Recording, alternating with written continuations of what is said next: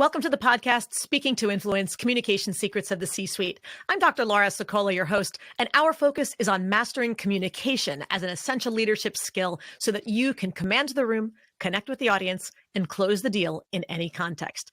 This week, in honor of the late, great Reverend Dr. Martin Luther King Jr., we are having a special episode on inclusive conversation. Specifically, I love this theme, replacing judgment with curiosity. And joining me in this conversation today, my guest is Vivian Wesson, hailing from the city of brotherly love here in Philadelphia. Vivian serves as Executive Vice President, Corporate Secretary, and General Counsel to the Board of Pensions of the Presbyterian Church, an agency committed to the mutual care and wholeness of its 65,000 members. Vivian has penned several articles on social justice issues, including the impact of AI on access to social justice, facial recognition technology, which I personally think is fascinating, and environmental racism.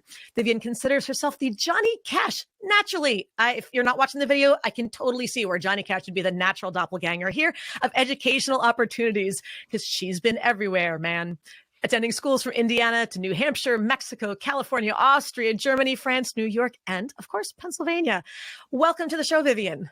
Thank you so much. Fantastic introduction. Thank you, Dr. Sicola. May I call you Laura? Oh, please do. Yes. Excellent. Now, tell us a little bit. That was a pretty impressive intro. Tell us a fun fact about you. Fun fact. Throughout high school and undergrad, I perform improvisational comedy in various theaters. Our group, known as Without a Box, as the name implied, had no place to perform. So talk about true improvisation. We would have to find a theater in advance, try to get an audience, and just create its magic out of thin air. I will say the one skill set that I learned that has enhanced my legal career has been learning the skill of yes and. Being able to receive something and then having to react to it in the moment. And I think that, first of all, I love improv. It is so, I haven't done it myself other than on a daily basis, having some fun with it, but just being able to go to see shows and the quick wit involved of the really good performers at Second City and Comedy Sports here in Philadelphia. There's so many great places. Whose line is it anyway? Yes. Being televised is like that. It is truly a skill set. And it is one I actually advocate for people who are more introverted to do to attend these types of classes. It is not so that you need to be Eddie Murphy level funny. That's not the point. It's not to convert you to Chris Rock. The point is so you are much more nimble of mind and flexible of conversation and being more, as you said, open and curious, less judgmental, because your mindset starts at yes and. I think there are and when we talk about introversion, and by the way, everybody, I did not prompt her to say that. I know there are a lot of people who are going, but Laura, you're more extroverted and you don't understand. You heard it from my guest, unprompted. So this is for extroverts and introverts. And it's not about being the funny person. That's not the primary skill set here, but where I often hear more reflective thinkers struggle is for those who aren't more quick to respond. They need a lot of time to process. They want to be able to digest everything, all of which are good qualities. And for those on the opposite end of the spectrum, could stand to do a little bit more of that. But for those who really wrestle with, I can't jump into conversations. I'm not fast enough. Learning improv, just one class to work on that reflex skill, being able to jump in a little faster, I would think is right up there with that yes and piece as far as a major communication and leadership skill set. Am I right in that, Vivian? Oh, definitely a key leadership skill set is flexibility, is being able to receive and react in the moment. If you think of crises, and let me see if I can think of a recent crisis. Oh yeah, pandemic. So I've heard of that. Yes. Yeah, probably once or twice. In that moment, if you are an executive of an organization and you're really trying to think of, I was like, just from my prior group, 85,000 colleagues worldwide who are all impacted simultaneously about this major thing, but you still need to keep the lights on. How are you reacting in that moment? It's like, what are the various things? If they didn't improvise what happened over the last 3 years, it was like we would not be talking about an economy that's as strong as it is. Improvisation, whether or not I can never do that, Vivian, to like get on stage. And I was like, I'm sorry, are you a parent? You improvise every day. Yes. It's like getting those kids to school, getting them into their practices. Like you improvise. You may not want to call it that, but that's what you're doing. Yes. And you can be the most scheduled person on the planet, but stuff happens. And what's the phrase? You want to make God laugh, tell her your plans, something along those lines. Life happens and you need to just learn I think the most overused. People playing God laughs. Yes, exactly. I think one of the most overused terms of the last couple of years has been pivot. But let's face it, we do it all the time. And so learning that reflex and not just how to do it, but how to be okay with it, and understanding that it's not about the perfection in the result. It's about the possibility and the constant attempts to improve whatever the current status is. We can't worry about imperfection in the long run. We just keep honing. I think improv just teaches you that the imperfect is that level of vulnerability that you share out with your audience, to be able to bring people close in and have this exchange, to create something from where there was nothing before. It becomes this magic that you think that you're creating. And sometimes, it's funny, but it doesn't have to be. Sometimes it's just the ingenuity of it and having that social interaction, especially if you're a person not as comfortable with your social interaction, being able to do that and create that space with you and another community is amazing. Yes. So I think that's going to be our theme today. This is going to be a thread that we're going to run through the whole conversation, is that flexibility, that improvisational opportunity, that curiosity, the yes and all together. And for anybody who hasn't been, I think most of us have taken some sort of leadership communication and development class where the yes and concept has been introduced. But for anybody out there who's not familiar with what we're talking about, can you give a 30-second overview? What does yes and mean? So yes and, especially in improv context, means if we're in a scene together, Laura and I, it's a matter of never using the word but working from whatever you landed to me. That is what your reality is completely threaded by and circumscribed by how whoever the first person to react to what that hypothetical was. You make sure that continues to be part of the reality without adding in a but. So the conversational journey in the car, you can never hit the brakes and back up. You have to keep going and just keep wherever the road is turning. You just have to go with it and figure out another turn from there. But nevertheless, we'll try to stay out of the ridiculous part for the actual application in the real world. But nevertheless, the yes and is the idea of just receiving whatever has been said and figuring out how to work with it without an active point blank negation. Yes. All right. So with that, now we talked about that silence is the enemy of DEI. And before we even get into that, for those who are not familiar, if there's anybody, with the acronym of DEI or DEIB, as I believe is more completely spelled out nowadays, the belonging, inclusion, diversity, and equity.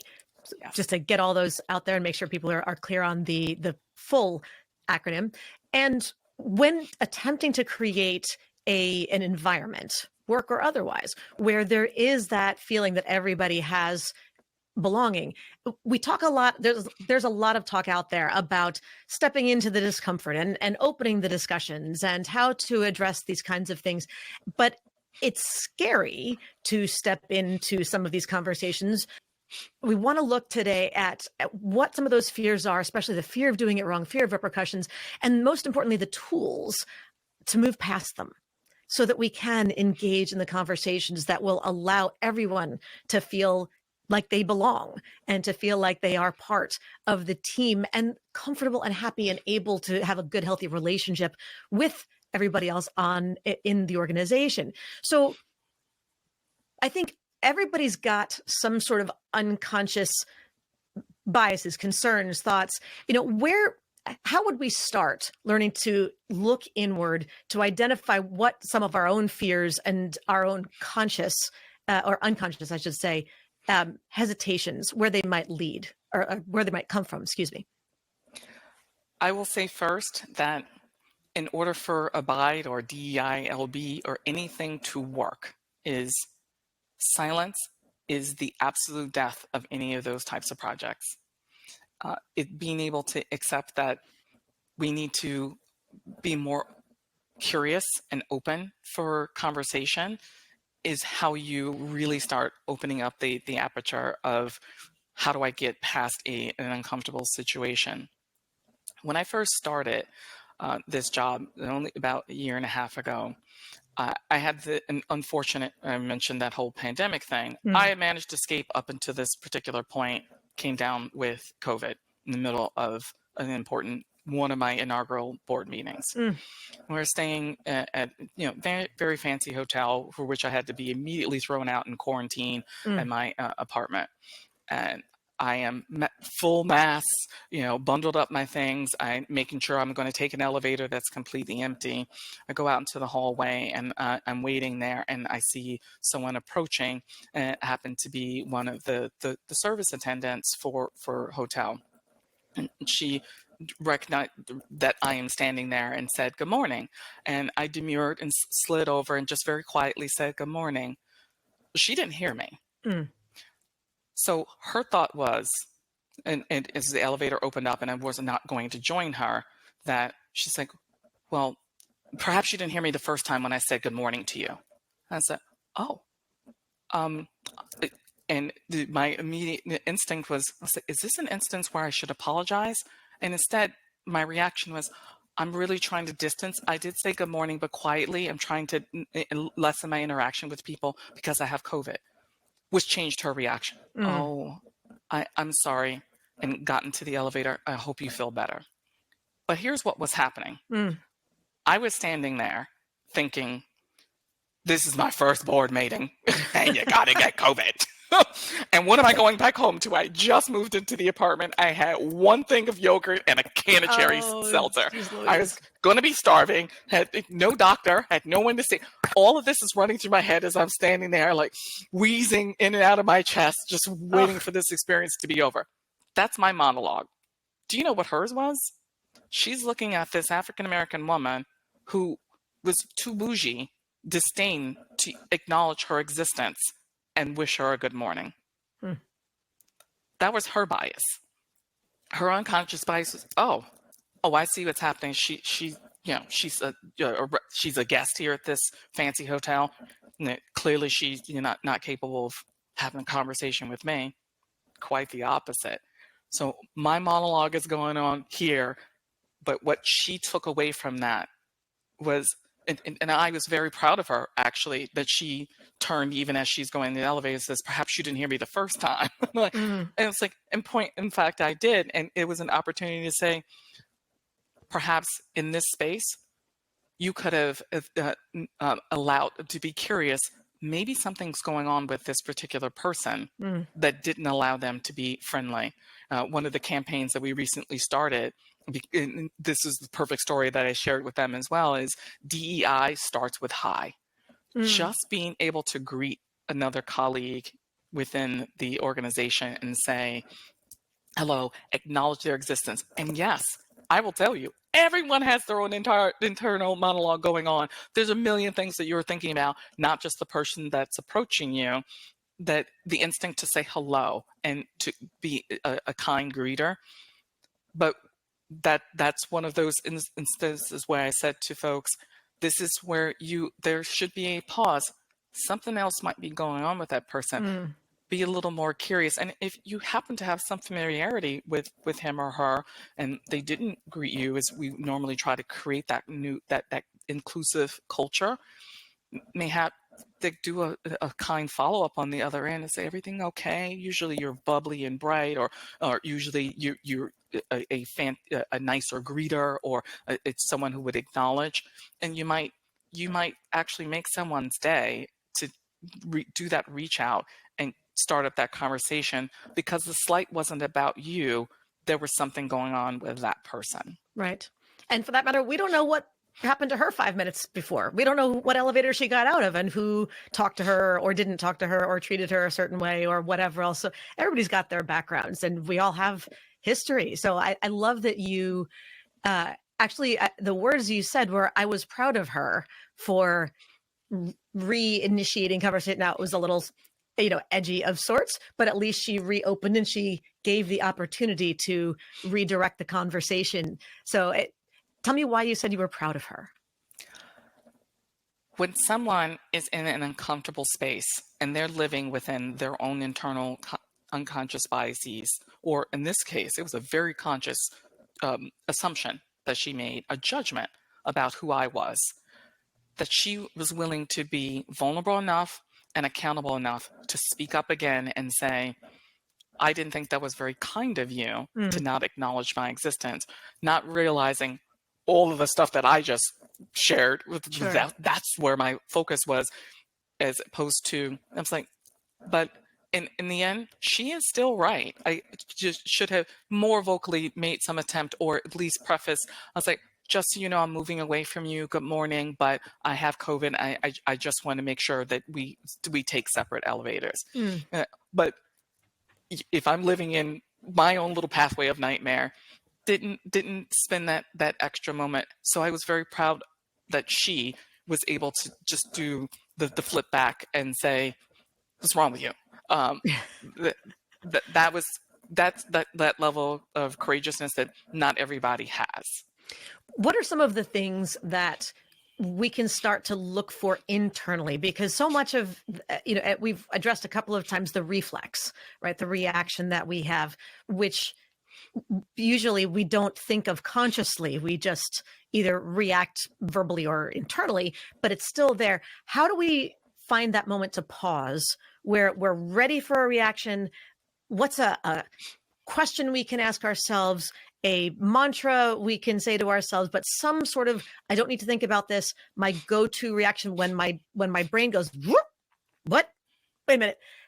Before I either shoot my mouth off or otherwise just retreat and stew forever on this, what's the first, we'll go back to the improv. What's the first and that we can say, or a question to ask ourselves even? The first question to ask yourself is, yes, and I didn't get the reaction I was expecting when I addressed this person or made a comment out loud that the other person, obviously it didn't strike well with whomever that was.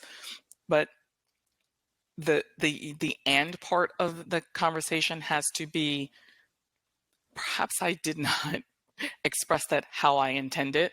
Do I repackage that again, which is the hotel worker situation, or can I take a pause here, because this is probably not the moment to do the engagement and do the follow-up afterward, because the part of the yes and sort of improv world is not to try to be immediately reactive, because you might be reacting immediately from a place where you're digging up your own biases and judgments. I share often with folks that if you receive a slight and you categorize that as a microaggression, so someone made some quip to you at some meeting, it's like, oh, I'm surprised how articulate you are on this particular topic, thank you.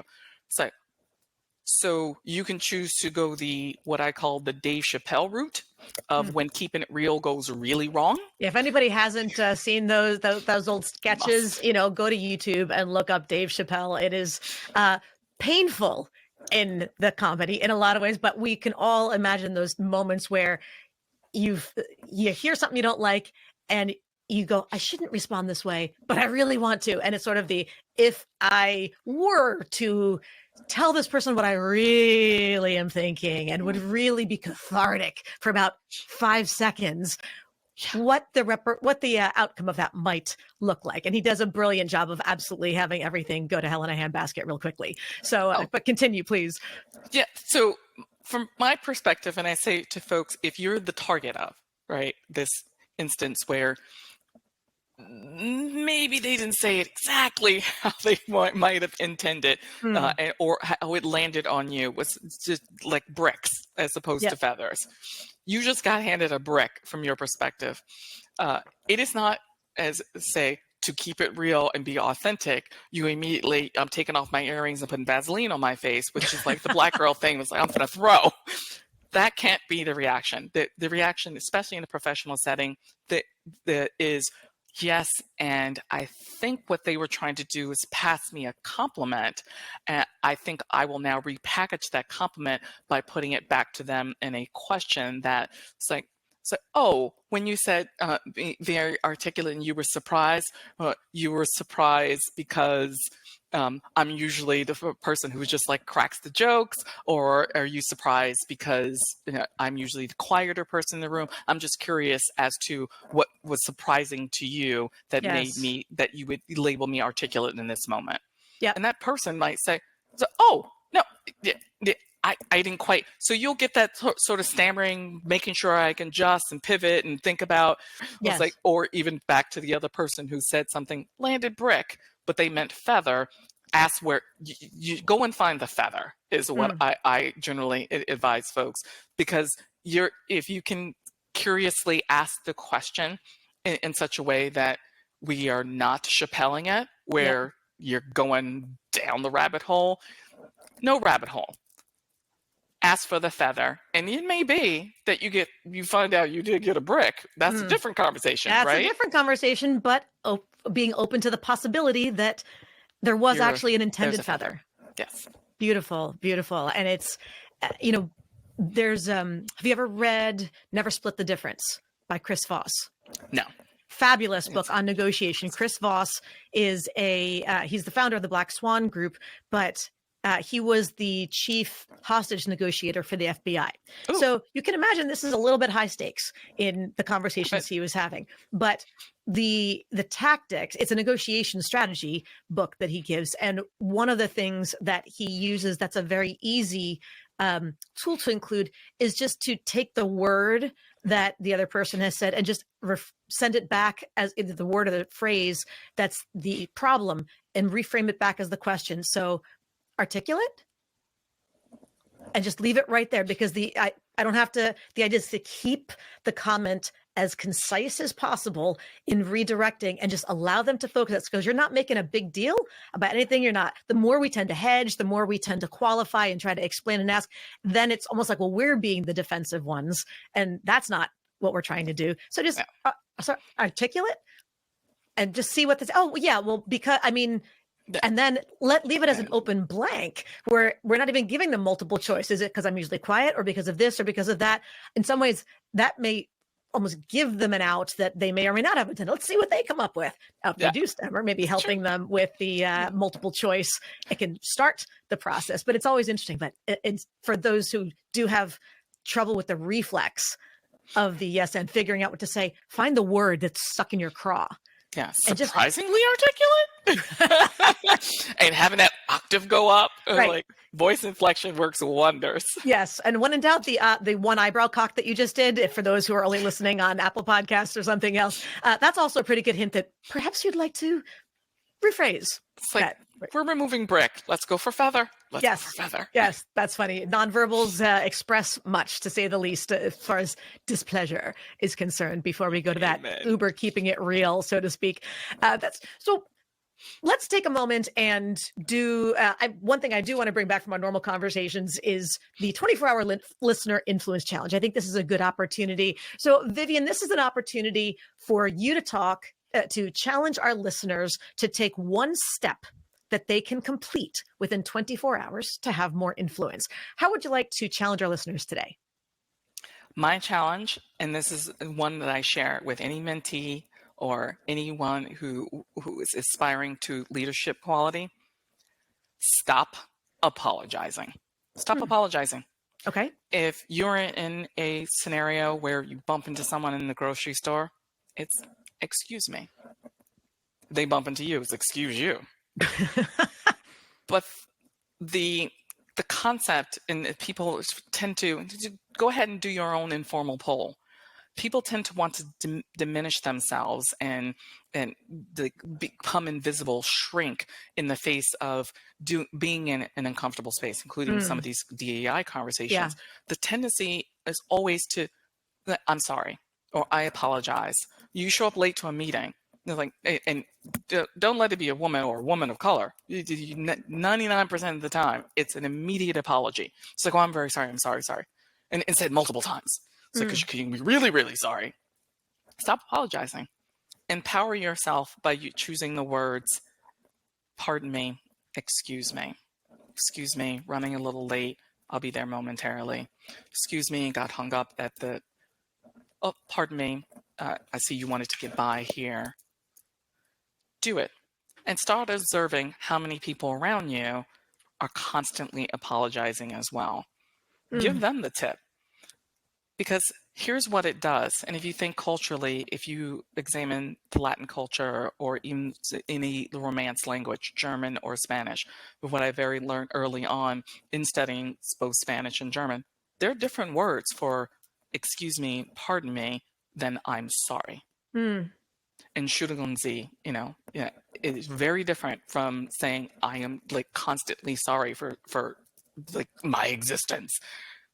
Empower yourself to distinguish that there are two different types. Now, there will be occasions where you really should apologize. Yes, let's be clear about that. We're not at all telling people. So all over, everybody, just stop apologizing. Don't apologize to everyone. That's, if anything, the opposite of what we're trying to talk about here is recognizing when there perhaps is something to apologize for, but to distinguish that from places where it's not technically an apology, it's just an acknowledgement of. So can you actually, Vivian, distinguish what does the meaning of I'm sorry mean that is distinguished from excuse me or pardon me, and why is one more empowering than another?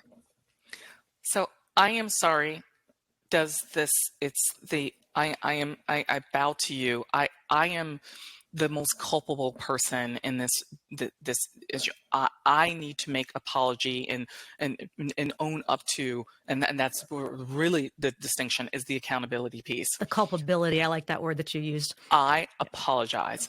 This is not what my intention was. There are always going to be places for an apology. The heartfelt apology of this is not what I intended.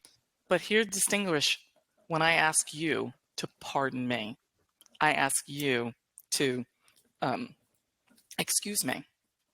Excusing me, I am putting now the action item on you. It's like, excuse me. It is now, I am treating us in this same space, but asking you to participate in where this accountability is. This is you rammed into me with your grocery cart, and it's you're dealing with all your kids.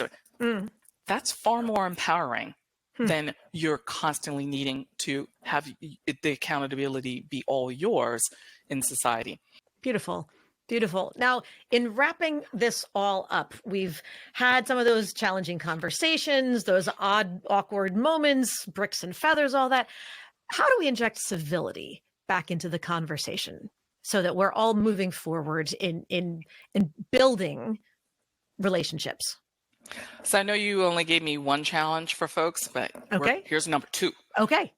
Your second challenge to be able to inject more civility and more inclusivity, more sense of belonging. You have 3-part challenge task. Okay. Number 1, be kind to yourself. Okay. Be kind to yourself. Do something for yourself that you had not thought that you thought before was indulgent.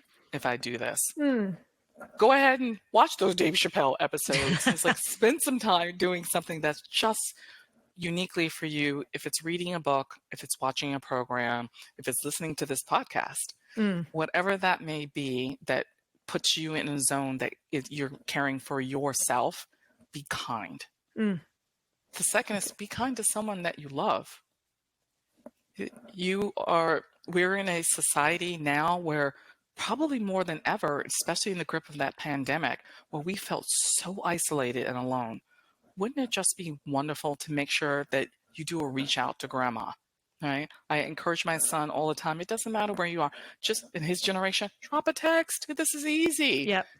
Just send a note of kindness that you're thinking about someone. But number 3, Be kind to someone you don't even know, an absolute stranger. Starting off at that level of civility, and I'm talking simple task. How about here's a crazy one. Don't hit the door close button on the elevator when you see someone running to it. How about you not do that? How about you find it where I'm like, don't touch it at all. Stick your hand in there and hope for the best. Yes. Because I will invariably, I'm like, is it the 2 arrows in or is it the 2 going out? Like hieroglyphics to me. Can't figure it out. Stick the arm in. Right. But holding a door for someone, saying D does start with hi. Just being able to greet someone, a stranger. My son and I had the pleasure of going to Winterthur and seeing the Anne Lowe exhibit. And Winterthur, for anybody who doesn't know, is a beautiful public garden. It's absolutely stunning in Delaware, I believe. Yeah, in Delaware. Yes. But as we were walking along pathway, we are encountering other folks who had similar ideas to us, various ages, ethnicities, the whole spectrum of the demographic. And to a person, we would greet them, Happy New Year, Happy New Year. And the reception, just me, my son, big, tall, 6-foot black guy. It was me, I'm a tallish woman myself. We'll walk along, elderly white couple walking toward us. And we bright smiles, faces, oh, Happy New Year, isn't this lovely? Isn't it a lovely day? The reaction is, that they have their own unconscious biases about walking down quiet pathways with potentially, 2 people of color. It was magic. We just created magic by making sure to a letter, to a person, that you extend that kindness, that greeting that's universal. Happy New Year. Beautiful. And I'm going to tell me, Vivian, if I can insert a to be in there with, because we've got the self, we've got loved ones, we've got strangers. Let's go in the middle and add a 0.5 or add a 4th if we want to put it on the end, but to coworkers and people who you see every day, your acquaintances, saying that good morning to someone you see on a regular basis, but just sort of tend to pass in the hallway and, stare at your phone and not really acknowledge existence, or you happen to make eye contact as you're passing their office, something along those lines. Just actually, rather than just a nod, say good morning. And not just say good morning, and we talked about this before. I know we're on this podcast, so some people are only listening, but a smile melts just the most frigid of souls. Just being able to, you may be going through your own internal monologue of crises, but just being able to break out, it fills you, but it's so much more fulfilling to the person who's seeing you, that all the pearlies that you can give, just being able to extend that, even if you're not in a moment where you can strike up even just the conversation about the weather, but a smile to a stranger. Heck, I say smile to yourself. Like stand in front of the mirror, just the act of, and the muscles involved in being able to bring a smile to your own face and sharing that out with the world is a random act of kindness. Yes. And even if they're not so random, if we're planning on today, my goal for myself is to smile and say good morning to everybody I pass in the hallway, or at least smile and nod as I'm walking past if there's too many. So that's planned, but still seemingly random to them. Yes, it is. I love it. So with that, much as I hate for this conversation to come to a close, because there's about 47 other things that I wanted to delve into with you, tell us, please, how can people learn more about you and the Board of Pensions? Absolutely. We are both on LinkedIn. If you are a dynamic, just a courageous and a culturally curious person, and you would love to be a part of our culture in helping us create this world of abundance and being able to live the life abundant to which God created for any of our members and for yourself and your family, can you join ours? We have many job opportunities open. You can see some of them via LinkedIn. You can also find a way to reach out to me if you would like to continue this conversation and have a one-on-one about your own particular Abide journey as you become more belonging, create more inclusivity, and living into your diversity and creating more equity for society. So look at that, everybody. You got not just an invitation to connect with someone in person, not just lots of great tips on mental flexibility, curiosity, having some fun, and creating random acts of kindness, all in beautiful honor of the Reverend Dr. Martin Luther King and beyond. You also have some new job opportunities out there. So if you've been looking for a new home professionally with new opportunities looking forward, you even got that. Tell me you don't get value out of this show every day. There you go. Vivian, thank you so much for joining me on this conversation. Such a pleasure. Thanks so much, Laura. And to everybody else, as always, thank you so much for tuning in. Be sure to subscribe so you never miss an episode. And don't forget to give us a 5-star rating on Apple Podcasts or your platform of choice so we can help even more people to increase their confidence, presence, and influence. And finally, if you want to download my free guide to equipment recommendations for virtual influence, including my picks for microphones, lights, and more, go to speakingtoinfluence.com. I'm Dr. Laura Sicola, and you're listening to Speaking to Influence, Communication Secrets of the C-Suite. Hi, everyone. This is Dr. Laura Sicola, and I want to sincerely thank you for listening to the Speaking to Influence podcast. If you love listening to these episodes as much as I love bringing them to you, be sure to subscribe so you never miss an episode. And please go to iTunes right now to rate and review our podcast in order to help us expand our reach so even more people can master the 3 C's to command the room, connect with the audience, and close the deal. Thanks for listening to Speaking to Influence, Communication Secrets of the C-Suite, the show for leaders who want to speak with impact. The host, producers, owners, and media distributors of the show make no guarantees that the strategies and information discussed will result in profit or other success and may result in losses. The opinions and statements of the hosts and guests do not necessarily reflect the opinions of the owners, staff, managers, broadcasters, or sponsors of the show. No medical or psychological therapy or personal or professional wellness or relationship advice is offered in the show. You are advised to seek counsel on matters related to your health, family, relationships, job, or other business and legal matters from licensed advisors in those areas prior to making any changes in business or lifestyle.